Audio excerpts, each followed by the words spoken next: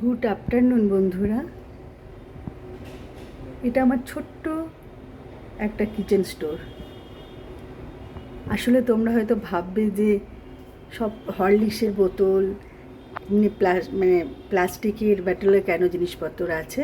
তার কারণ হচ্ছে যে আমরা এই ফ্ল্যাটে সবসময় থাকি না, ওই মাঝে মধ্যে আসি, কিছুদিন থাকি, আবার আমরা মানে চলে যাই আর কি অন্য বাড়িতে।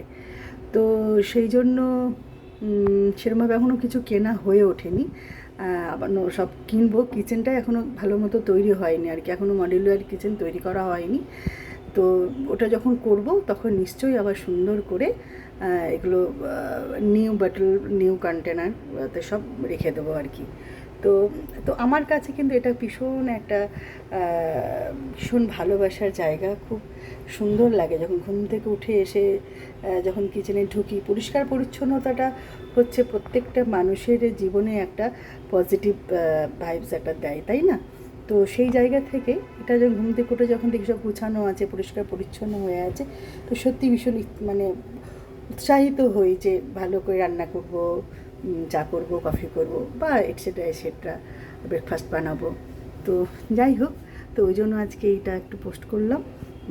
ভালো লাগলে বলো, হ্যাঁ? আর কেমন লাগলো আমার এই ছোট্ট কিচেন স্টোরটা, প্লিজ সবাই একটু জানিও, তাহলে খুব আমার ভালো লাগবে।